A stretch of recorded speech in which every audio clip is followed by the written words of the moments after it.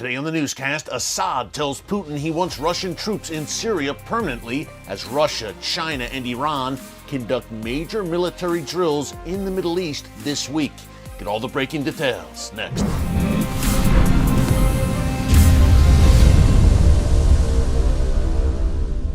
Hey folks, Eric Stakelbeck here. Welcome to the Watchman newscast. It is hard to believe, but the Syrian civil war began 12 years ago this week. Now, that horrific, bloody conflict has claimed the lives so far of over 500,000 people. The regime of Bashar al-Assad has largely won out with a healthy dose of assistance, of course, from the Iranian regime, Hezbollah, and Russia. When Russia entered the fray in September 2015 and sent forces to Syria to help Assad, it really tipped the scales, and it was only a matter of time after that when Assad once again took control of most of the country. Now, Russia is still there. Iran is still there. Hezbollah, as we document regularly here on the newscast, they are at Israel's doorstep. They've set up shop in Syria. And folks, guess what? They are there to stay. And if you had any doubts, Bashar al-Assad visited with Putin yesterday and made that abundantly clear. I thought that what he said was pretty stunning. I'm going to share it with you in a minute. Before I do, I just want to encourage you to subscribe to the Watchman News channel right here on YouTube. Click the notification bell, give us a thumbs up. We are covering the kinds of stories that you're just not seeing in the mainstream media for such a time as this. And Bashar al-Assad had quite a time in Moscow yesterday meeting with Vladimir Putin. Number one, he pledged Syria's support for Russia's war in Ukraine, much like Iran has done. Russia, as we've been telling you here on the newscast, folks, continues to draw closer to Iran and Syria, not to mention China, more on that in a minute. But to hear Assad verbalize this, he told Putin that he actually wants more Russian troops and more Russian military bases in his country in Syria. Not only that, he said, we would like you to have a presence in our country permanently. So the leader of what was once, I guess, a sovereign nation, Syria, no longer in the wake of the civil war where everyone has a piece of the pie, Iran, Russia, Turkey's there as well. Assad is telling Russia, we don't want you to leave. We want you to have even more of a presence here. And as a matter of fact, we want you to stay here for good. Now, Assad, there's been some reports over the years, a few things here. Some reports that he is disenchanted with the Iranian presence. He'd like Iran to go, and Iran says, yeah, right, we're not going anywhere. Secondly, over the years, some have said, and I've heard this firsthand in talking to some so-called experts, both in the U.S. and in the Middle East, who have told me, look, Russia is only in Syria for a short time. They're going to help Assad prevail and bolster their client. Then they'll go back to Russia, especially now they're so distracted by the Ukraine war, and we know that Russia has removed some of its forces from Syria to reposition them in Ukraine. But folks, I've been saying all along, I've been saying it since September 2015 when Vladimir Putin's forces entered Syria, Russia is there to stay. Vladimir Putin wants to project power on not only a regional scale, but a global scale. He wants to reassert the Soviet-era dominance and presence when the Soviets were so present and active in the Middle East. This is his foothold, Syria. Not only that, he's got an air base there, and he has a warm water port on the Mediterranean, all in Syria. He's not going anywhere. Too crucial to his strategic end game and goals, not to mention he's on the doorstep of a whole lot of natural gas and oil in the Middle East. So he is strategically positioned there, and Israel is watching all of this very closely, and that's an understatement. Look, Israel is already unnerved by the Russian presence at its doorstep. We've described this for you on the newscast on a practically daily basis. Russia controls the airspace over Syria right now, and Israel needs freedom of movement in Syria to strike against Iran and Hezbollah and the Assad regime as they set up shop at Israel's doorstep with the intent to launch attacks against the Jewish state. So needless to say, Israel has this understanding of sorts with Russia. They call it the deconfliction mechanism, where Israel at times gives Russia a heads up, hey, we're coming in, we're going to strike Iran. And Russia has, so far, stood aside and allowed Israel to do that.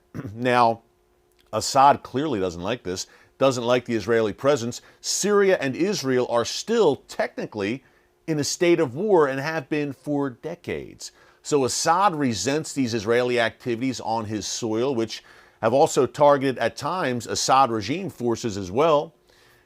And he's saying to Russia, hey, come on down. You have to believe that some of his motivation here is to send a message to Israel and blunt Israeli activity on Syrian soil. Assad is thinking, the more we have a Russian presence here, the more hesitant Israel will be to strike on our soil. Not only that, it kind of counterbalances, not kind of, it does counterbalance the Iranian presence in Syria and the Turkish presence in Syria. Neither Turkey or Iran, much like Russia, have shown any inclination that they want to leave Syria. So Assad is saying, okay, we have essentially been a Russian client state for decades. Not only Bashar al-Assad, the current Syrian leader, but his father, Hafez al-Assad, was also very cozy with Soviet Russia.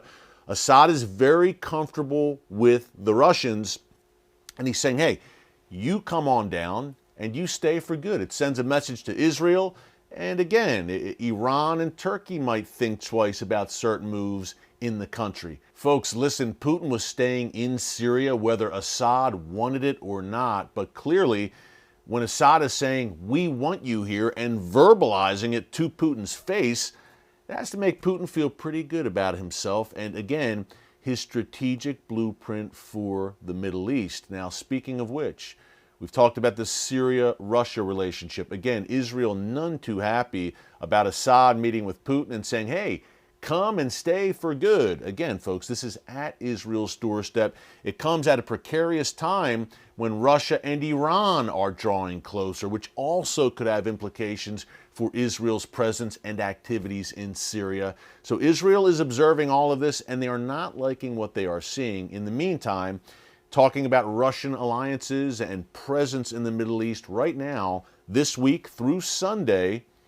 we have Russia, Iran, and China conducting naval drills in the Gulf of Oman. Now, this is the third time in the past few years, 2019 and 2022 as well. These three nations, part of what I call the Gathering Storm Coalition, Russia, Iran, China, and North Korea.